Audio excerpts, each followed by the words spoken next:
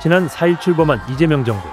인수위 기간 없이 곧바로 임기를 시작한 만큼 정책 청사진이 뚜렷하게 그려질 시간이 부족했고 희망과 전망이 뒤섞인 담론들이 회자되고 있는데요. 그중 핵추진 잠수함과 항공모함도 새 정부 출범과 맞물려 다시 언급되는 분위기입니다. 핵잠과 항모는 문재인 정부가 전략자산 확보 차원에서 공식 추진했던 대형 국방사업이었지만 윤석열 정부가 들어서면서 사실상 중단 상태에 들어갔습니다. 항모사업의 첫 공식화는 1996년 김영삼 정부 당시로 거슬러 올라갑니다.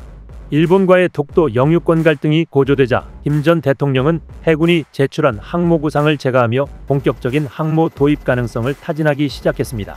하지만 대규모 예산 부담과 항모가 과연 필요한가라는 회의적 여론, 그리고 곧 이어진 IMF 경제위기는 항모 논의를 다시 수면 아래로 밀어넣었습니다. 그로부터 20여 년 뒤 문재인 정부는 항모 사업을 다시 꺼냅니다. 송영무 초대 국방부 장관의 주도로 3만 톤급 경항모 계획이 수립됐고 이 사업은 2019년 국방 중기계획에 반영되며 본격적인 정책 사업으로 승인됩니다. 그러나 윤석열 정부가 출범하면서 2033년까지 경항모를 확보하겠다는 계획은 우선순위에서 밀리면서 제동이 걸렸습니다. 핵잠도 여러 차례 추진됐지만 그때마다 외부의 벽에 가로막히며 진전이 쉽지 않았습니다. 노무현 정부 당시 조영길 국방부 장관이 2003년 6월 2일 핵추진 잠수함 개발 계획을 대통령에게 직접 보고하며 소위 362 사업이란 명칭이 처음 등장했는데요. 그러나 2004년 초 비밀 프로젝트였던 362 사업이 외부로 알려졌고 한국원자력연구소가 0.2g의 우라늄을 레이저를 활용해 비밀 농축 실험한 사실이 드러나면서 상황은 급변했습니다. 미국은 즉각 한국 정부를 향해 핵무기 개발 시도라는 의혹을 제기했고 결국 핵잠 개발 사업은 전면 중단됐죠. 이후 문재인 정부가 이 계획을 다시 꺼내듭니다.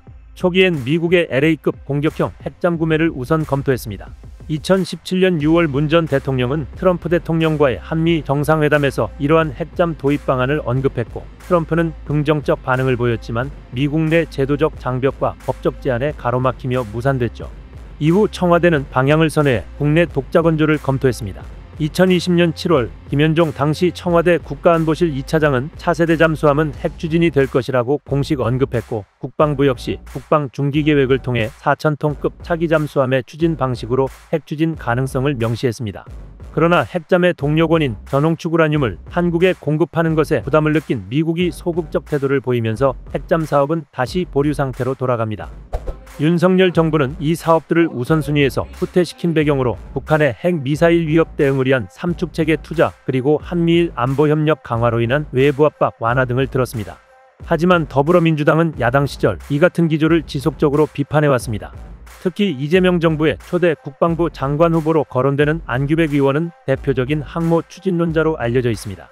그는 2022년 4월 이종섭 장관의 인사청문회에서 항모 추진 의지를 밝힌 건 다행이라며 정권 교체 뒤에도 이 사업이 유지돼야 한다는 입장을 견지했고 매년 해군 국감에서도 경항모 사업이 진행 중인지를 반복적으로 질의해왔습니다.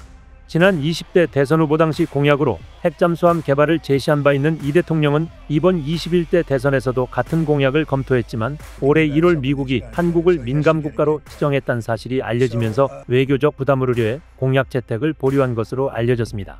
방산업계는 그동안 핵잠과 항모 도입에 적극적이었던 진보 정권이 들어설 기류가 보이자 적극적인 개발 의지를 보이고 있습니다.